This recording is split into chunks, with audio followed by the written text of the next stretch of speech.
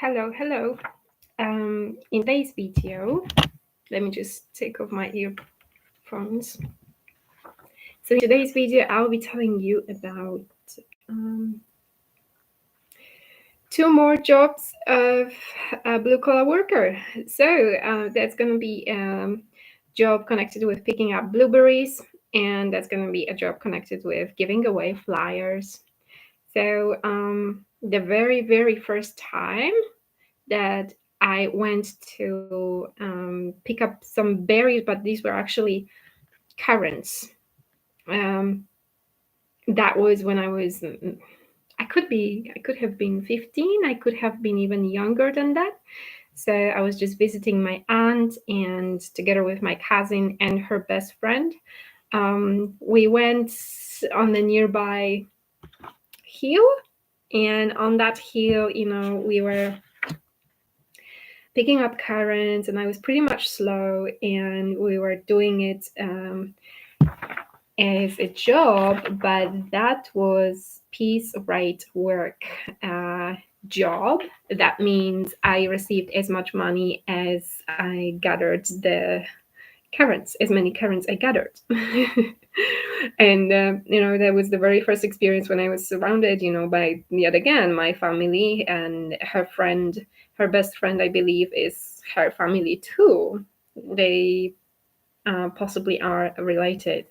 So years later, I went to work in Austria, and yet once again I went there with my cousin. She used to go there from time to time to pick up blueberries. Most often we would pick up blueberries, to pick up raspberries too, to pick up blackberries too. Very rarely it happened, but it did. And also we would pick up cherries. That happened maybe twice. Yeah, and currants. So I mentioned currants because here I was advised by my cousin as being a little bit slow, or even, feeling like being the slowest. I felt really bad about it. And my cousin advised me, to place currants in a not the best way. She told me to, put any currants in the box, and then the last layer should be the best layer, the layer that looks very elegant, because not only we would gather currants and get the money depending on how much we gathered, but we also would have checkups. So that meant, we had to go and put it on the scale, and the boss would look at the quality of currants. And when he did that, he accepted my cousin's currants, where she applied her advice probably, and I applied her advice, and he told me that they weren't good, and he never didn't do that to anyone, So I was the first person he did that to. So I felt really ashamed, not only for being slow, but also for, I also made less money, but that wasn't even that much on my mind that day, but sure thing, then you start to be a little bit scared. What if the next time, he will not accept my currents, and so on and so on. And I somehow, didn't argue with my cousin about it, because it was not her thought at all. And you know what? During that trip, I was picking up berries, American blueberries, with the lady who actually had such a big green eyes, very, very big green eyes, like from a fairy tale. Yeah, the type of eyes I have seen, like in my aunt's family. I have seen in Magda, the teacher from school number 3, Mrs. Magda, who taught me English. And I saw that type of eyes also in yet another language school. So K&K, yeah. There was a lady who had very delicate, maybe not delicate, but she had a smaller face than I have, and she had 3 times bigger eyes than I have. So they were fascinating, big green eyes. And I kept on just staring at her and staring, and she would be talking and talking to me. And, she would go faster than I would, and she would leave me more work because we were supposed to leave clean bushes. And the reason why I mention her is because she had a daughter that was totally unlike she was, because her daughter looked like this, very delicate. She had blonde hair, and she had small blue eyes and longer face. And her mom, although her mom's eyes were unusual, and I didn't grasp it in a good way over here, but her mom was totally different, mainly because of those eyes, and mainly because of different type of hair that would give her more structure and more, there was more. Sorry, I'm lacking the vocabulary today.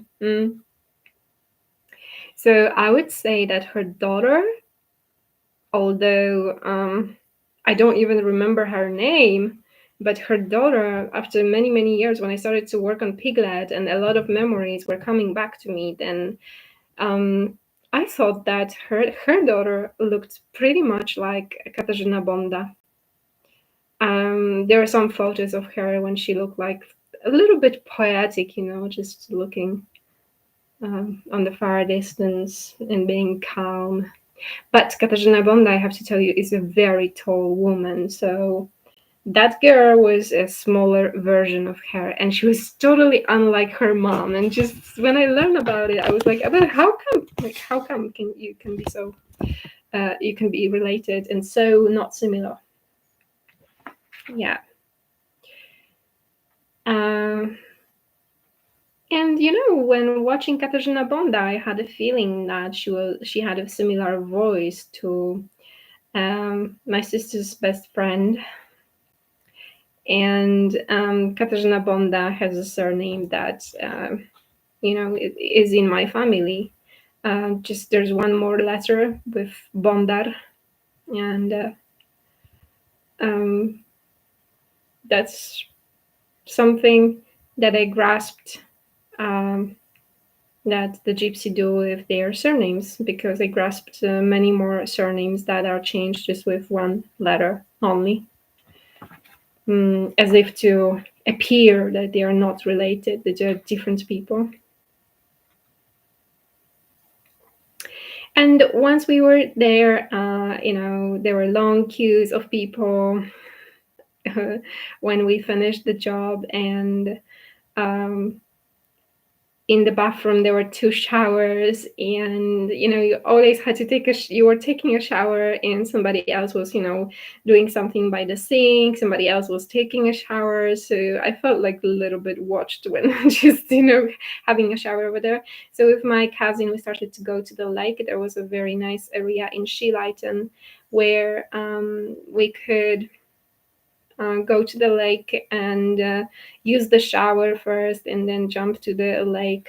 And even when doing that, we had obviously swimsuits, but when only we took the shower, then people would come somehow. And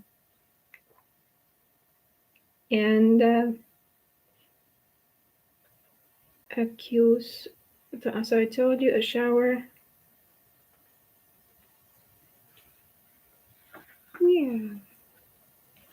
Yeah, and there was Agatha, who was very, very short. I have shown you your portrait. She was very short, and she had red hair, and I think she's related to my brothers-in-law family because of the hat she had, because of being extremely short. And I remember we used to go to the only bar over there on the hill, and we used to drink apple wine.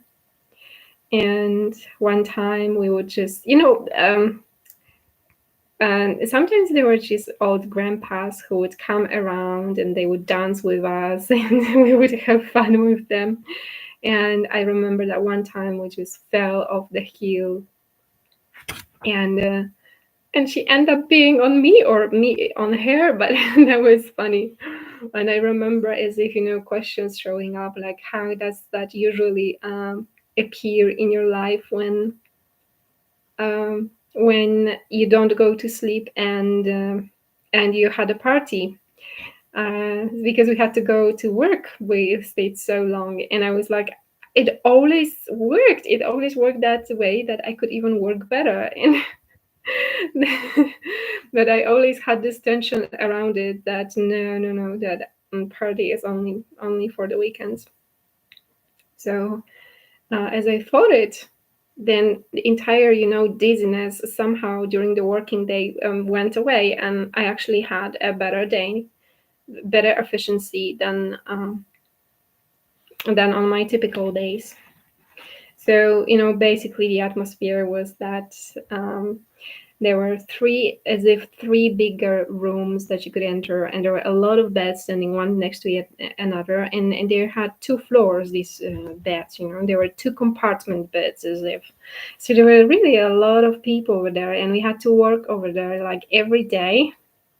And one time I met a boss in the bar, and I asked him, why would we have to work every day? Like, yeah, like everybody waits for this Saturday or Sunday, at least Sunday, to have a day off. So we only had a day off when it was raining. So sure thing, it was cool when it was raining, but it was so unexpected. And when the rain was over, sometimes it would turn out that we had to get back to work. So um, yeah, it could be unusual, in fact. Uh, yeah, and other than that, um, I think I have seen like two girls that were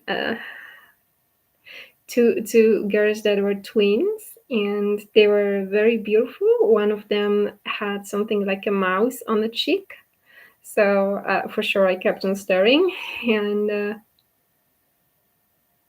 they had very interesting features. And it's hard to describe. Yeah, next time I have to draw them. I know. And basically, my impression was that my general well-being over there was that I wanted to get back home as quickly as possible, and I even called my mom to tell her that I wasn't doing well, and some other friend wanted to take a photo of me, and today I'm like, what, I know why Native Americans don't like photos being taken of them. I didn't even get along with that lady, but she was quite, universal and nice towards me. So she wanted to have a photo, so I let her. Yeah.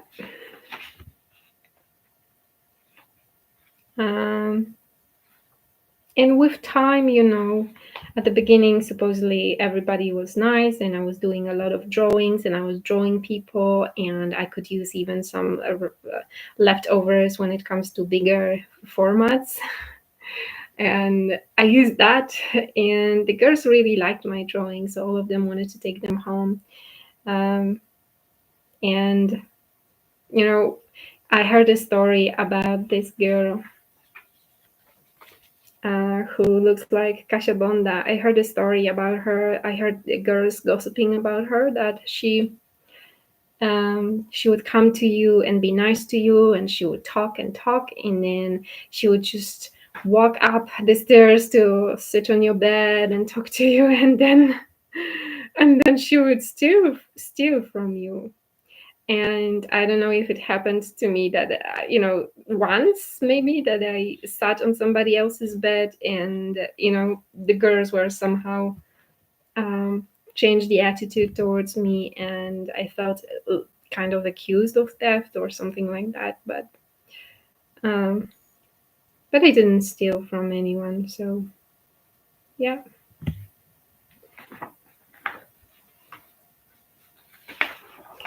And then there was yet another job.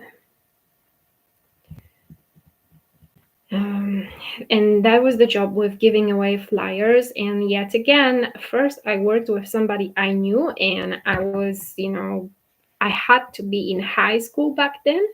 I had to be in high school because, or even in the middle school, because I used to go with Kaka. This is how we used to call her.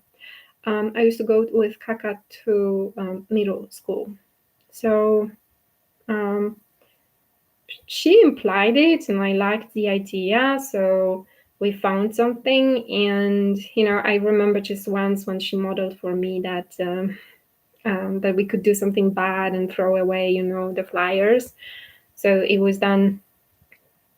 It was done that way that somebody told me, "Oh, yeah, I can take your flyers." I had more in my hand, so they told me that they could take my flyers, and I didn't want to.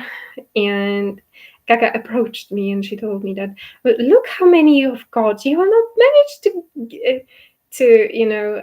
you will not manage to give it away." So I gave him not even everything that I kept in my hand. I gave him more flyers. And then, he went up a little bit further and he threw it away in front of my eyes. And then, she just looked around and looked at me. Like, yeah, I have seen it. I have. Mm, because he didn't tell me that he would take it and throw it away. And so he helped. Um, mm, and then before I started to work in a street club, first I made an approach that, with giving away flyers to the street club. So I was having fun when doing that job. I was standing in the main square of Krakow and I liked it because there was always someone I could talk to. And the salary was very, very low. At one time, I remember that I went away from work because I was invited to have some drink with Italian men. Uh, so that didn't end well because that ended with a romance in a monastery, Karmelitki. And it wasn't good. It wasn't worth it.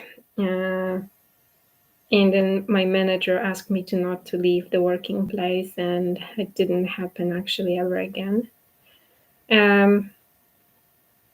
Yeah, and then I had one more job offer. And I was back then in my hometown in Tarnów, and the man who called me, he said that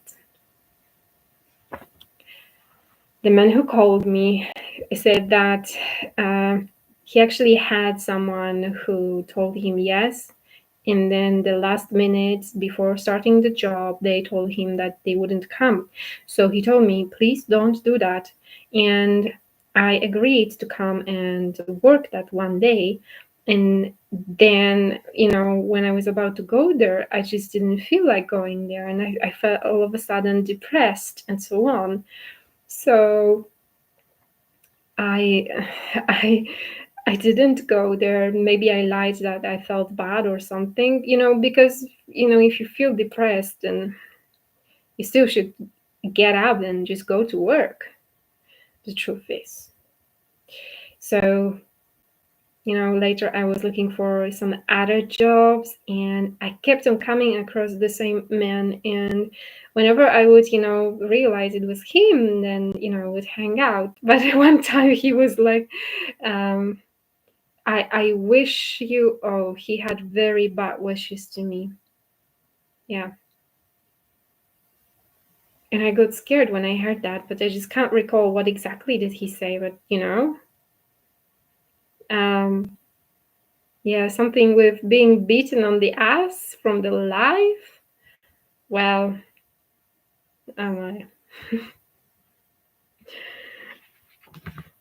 Okay, and then when I think of it, with Miss Agnieszka Wojciechowska, who actually employed me, and then I didn't give her one bag with books. She told me first the story of a teacher who did that to her. She didn't give back the books. And she even wanted her recommendations. And she was over it, And I had the idea in my mind. I was scared, that I didn't want to do that. So the way I did it was very weird because, I came to her to give her back the books. And yet, I didn't care that much to give other books because all the time it seemed like, I still had the time, still had the time. And then, years went by. And she also never called me to ask for those books. But yeah, but I'm sorry. And I'll try to make it right when I can. Mm. And and then there was my last working place when it comes to flyers. That was the Enjoy Club in Krakow. And it was great to work there, but that was also the time when a lot of people started to channel me, and I just simply ran away. So I didn't stay even longer than 2 days. So yeah, and I regret. But yeah, if you want to learn more about the way system is built, if you want to learn more about my book Piglet, then drop me a line at elkinga788@gmail.com. Piglet is still free, and still the 28th of July, it's free for you. And if you want to check out my course Amelia, click the link in the description of the film. You can find it also on my website and on my Instagram and Facebook accounts. And if you like this video, like, share, and subscribe. Thanks for watching.